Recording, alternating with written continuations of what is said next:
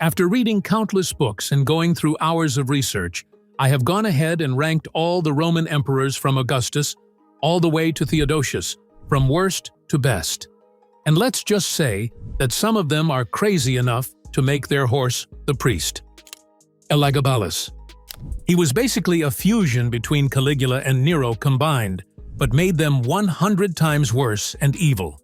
This dude was obsessed with some bizarre religious rituals, cross-dressing, and humiliating the elites in Rome.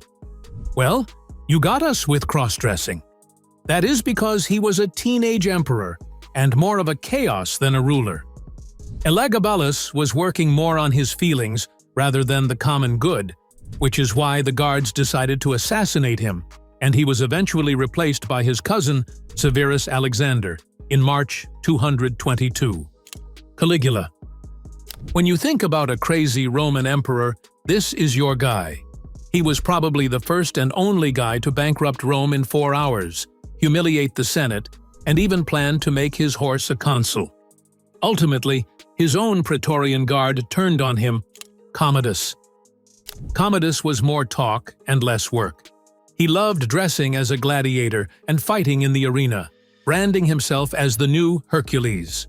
Commodus was also the son of the most popular Roman emperor and known as the best emperor of his time, Marcus Aurelius.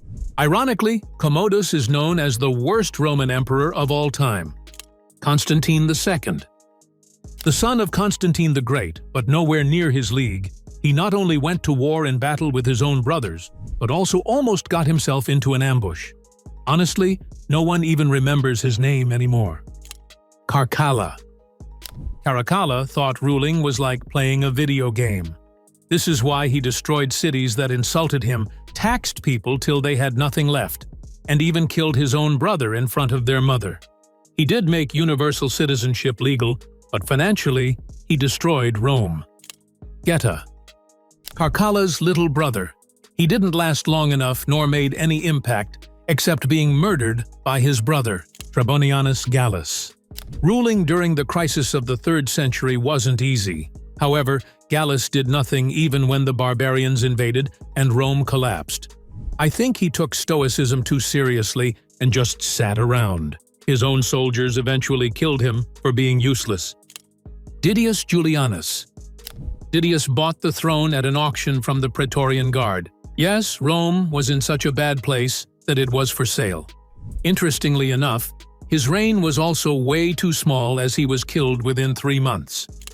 Valentinian II. Just when we had enough children, here's a child puppet emperor, Valentinian II. This guy was put young on the throne and was controlled by his advisors. After his death, Rome didn't even blink. Gratian. Another young emperor who went into power way too early, Gratian tried his best but was overpowered by generals and ultimately abandoned by his own men. Flavianus. This guy wanted to succeed Gallus. However, he was deposed before even being given a chance to rule properly. He couldn't do anything because of the crisis of the 3rd century. Quintilius. While his name suggests he ruled the world for centuries, he actually only got 17 days, and after that, he was done. Aemilian. The person who deposed Gallus was Aemilian, and at first, his reign seemed promising until Valerian marched against him. That's where his own soldiers betrayed and abandoned him, making it a tragic one for him. Pupienus and Balbinus. At this point, the Senate thought that putting 2 people was a good idea for the betterment of Rome. However, not only did they never trust each other, but they also couldn't work together at all. At some point, both were brutally murdered. Diadumenian. He is the son of Macrinus and was made emperor as a child. I would be putting him into the good emperors, but honestly, after losing a civil war, he was executed, and people forgot him way too quickly. Martinian. This guy was installed during Constantine's civil war. However, he was gone just as long as the war lasted. Pretty tragic, yet forgettable. Valerius Valens. Valerius Valens was another footnote general who was made emperor in the Civil War. He never did something quite important to be in the conversation of one of the greats. Eugenius. This Western Roman emperor was a Christian, even though he was supported by pagans and Magister Militum. Both of them ruled through him. After the Eastern Roman Emperor Theodosius I refused to recognize him, he died. Victor. Even the historians barely remember this guy, and he only ruled Rome from 383 to 388. He is not as important as he thought he would be in the future. Gordian III. Gordian III was a puppet of the people behind him, but was used quite relentlessly to instigate wars. He died mysteriously fighting Persians, and at this point, Rome was understanding that crowning kids wasn't the best idea. Philip II. Made a co-emperor by his dad, Philip II had the daddy privilege and was killed by the Praetorian Guard. Carinus. This guy loved cheating and was quite fond of other men's wives. He wasn't respected, but people feared him. At some point, he got betrayed and killed while Rome took a deep breath. Florianus. Florianus, after having it hard, came into power. But after 2 months of being in the crisis of the 3rd century, he was killed by his own troops. Vitellius. This guy stuffed his face while Rome bled. Everyone was suffering from a lack of food, but for Vitellius, this wasn't the issue. He is known as the glutton of Rome, and that's his legacy forever. Macrinus. He tried to hold power after killing Caracalla, but the Severan family wasn't dead yet. That's where he lost and was executed. Salonius. Salonius was the son of Gallienus and only ruled for a small time. Then he was murdered, and it was a tragic pattern in his family. Jovian. Imagine being the most powerful emperor of your time, but getting suffocated by paint fumes in your sleep. Yes, that's how the Emperor of Rome died, and that's also forgettable. Magnus Maximus. This was a ruler who seized power beyond what he could hold. He got taken down by even stronger rules and died. Nero. While Rome burned, Nero was fiddling. He persecuted Christians, had a deep love for theater, and even staged ridiculous performances. Was he the worst ruler? Not really, but he cannot be in the same list as the Goats. Otho. Otho wasn't the best, but at least he had some honor. After losing a battle and being humiliated by Vitellius, he killed himself to spare more bloodshed. He was one of the few emperors who went out with dignity. Severus. This was a made emperor but quickly lost power. However, he tried to reclaim it and died trying. He is another placeholder who just wasn't good enough. Pertinax. After Commodus, Pertinax tried to change Rome and improve it. However, he wasn't paying his own soldiers, which is why one of the guards killed him in less than 3 months. Gordian I. Gordian rebelled against the empire with a military that he wasn't capable of handling. This is why he died only 3 weeks after his reign. Now, before we push to the emperors that actually knew what they were doing, quick question. Which emperor would you not want to rule in today's world? Let us know in the comments down below. Gordian II. He thought it was a good idea to rebel against the established power just like Gordian I and died the same exact way as him. Maximian. The right-hand man of Diocletian and one half of the famous tetrarchy system, while he ruled the West, Diocletian handled the East. However, Maximian didn't have the same political power or brilliance as his boss, and ultimately got pushed into a corner by his own son-in-law, Constantine. Irenaeus Etruscus. Being the co-father alongside his father, Decius wasn't the best idea because he barely had time to prove himself after being killed in the battles against the Goths in 251 AD. Maximinius Thrax. Maximinius Thrax was the first emperor to never set foot in Rome during his reign. He used to be a towering soldier who turned emperor. He was brutal, taxed heavily, and relied on sheer military force to rule. Afterwards, his senate and his own men turned against him, and he ended up dying in 238 AD. Numerian. Son of Carus, he became emperor, but quickly fell during a campaign. The general kept his death secret while parading his corpse in a litter till soldiers discovered the truth. Hostilian. Quite popular during the Gothic Wars, Hostilian was inexperienced and young. However, he didn't die in a battle, but from a plague that swept Rome. His rule ended as soon as it began. Decius. Famous for reviving the old Roman religion and doing violence against Christians, Decius fought bravely against the Goths.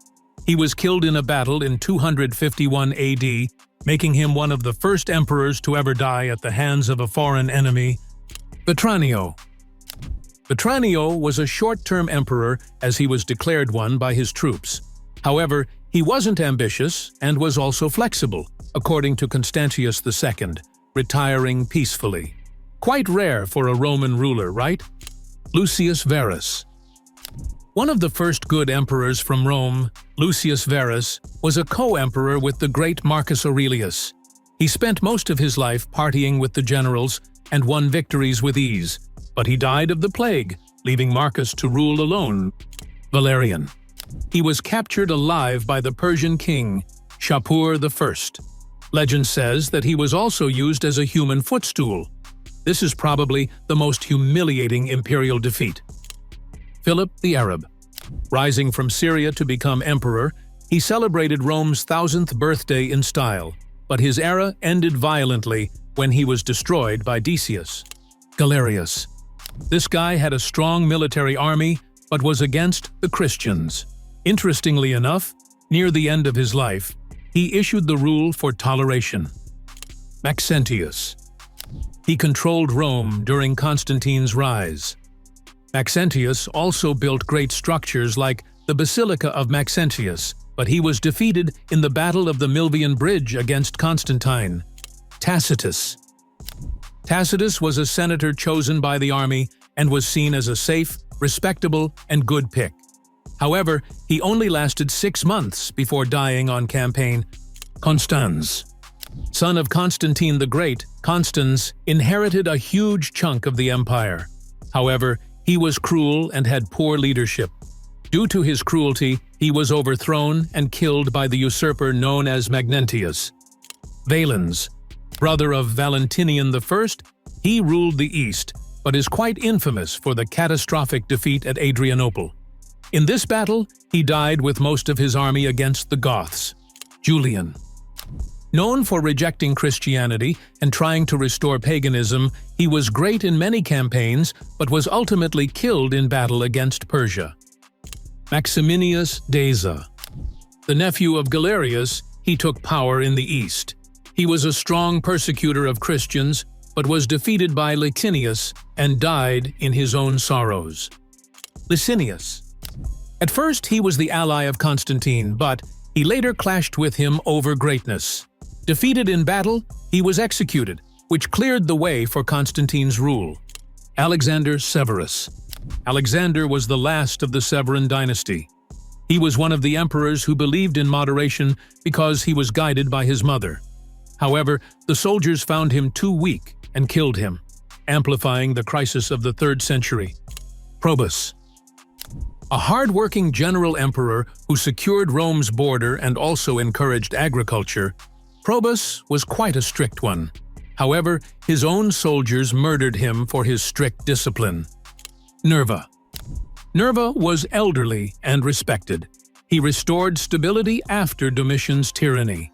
He also adapted Trajan, which set off the golden age of the 5 good emperors. Claudius Gothicus. This dude won a massive victory against the Goths at Nassius.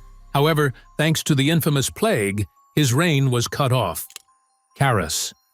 After Probus, Carus came to power and was a competent, no-nonsense military emperor. He even captured Persia's capital, but he was struck by a lightning bolt and died. What kind of sorcery is this? Septimius Severus. Septimius restored stability after chaos, strengthened the army, and expanded the empire. However, he also drained Rome's finances, which is why he's a little below the greats. Constantius I, or Chlorus. Father of Constantine the Great, he ruled the West and kept things quite stable for his son's legendary rise. Gallienus. Gallienus ruled during the crisis of the 3rd century, but he actually did surprisingly well. He recognized the army, fought off foreign invasions, and even supported the culture. Titus. Titus was beloved by the Roman people as he was the one who completed the Colosseum and gave relief after Vesuvius. He was amongst the good emperors, as he was called, a good man. Theodosius I. This was the last man to rule both East and West, while also making Christianity the official religion of Rome. He was an overall strong leader, but this religious decision changed the empire's identity. Antoninus Pius. Peaceful, stable, and fair, Antoninus's reign was 23 years, and this was Rome at its calmest. He just focused on justice and administration instead of war, proving that not every emperor needs to be strict and barbarian-like. Valentinian I. Probably the angriest human being on earth, Valentinian had no chill. He was so intense that people say that he died from a rage-induced stroke while yelling at the people. Tiberius. He is the successor of Augustus and a very capable man. However, due to his paranoia, he had a bad reputation. Still, he left a full treasury for the successors. Claudius. Claudius is an interesting pick because, before becoming an emperor, he was weak. However, after becoming the ruler, he kept everything running smoothly, and even expanded Rome into Britain and reformed the government. His own messy family issues were his downfall. Diocletian. Another great reformer, he split the empire into East and West, making ruling easier. Moreover, Diocletian also eased the economy and reorganized the army. Now, we're moving to the absolute legends in the list. Can you guess who they are? Subscribe down below. Aurelian. Also known as the restorer of the world, he reunited an already falling empire, crushed his enemies, and also built the Aurelian walls around Rome. Marcus Aurelius. Marcus Aurelius was more than just an emperor. He was a statesman, a philosopher, and a good human being. He fought an endless war on the frontiers while promoting Stoic wisdom. The only mistake he had was leaving the throne to his son Commodus, who became Rome's worst emperor. Domitian. Domitian was strict but in a good way. He strengthened Rome's economy and military, but was assassinated at some point. Hadrian. Hadrian was a traveler, and he toured the empire, consolidated Rome's borders, and built Hadrian's Wall in Britain. He was one of the most admired people of his time, and even today. Constantine I, the Great. He changed history forever by making Christianity mainstream and also founding Constantinople. He was ruthless at times, but gave Rome a second life in the East. Trajan. This was Rome's ultimate conqueror and expanded the empire to its greatest size. He built some of the most monumental building projects and was the gold standard for many emperors. Augustus. The very first emperor, and probably the greatest, Augustus, ended civil wars, built the foundation of the empire, and was the loudest name in Pax Romana. 2 centuries of relative peace. Without him, Rome would have never happened. And these were all the Roman emperors ranked from the worst to the best. Which one do you think was the worst and the best? Comment down below. If you enjoyed this video, make sure to subscribe and ring the bell icon for some of the best historical content out there.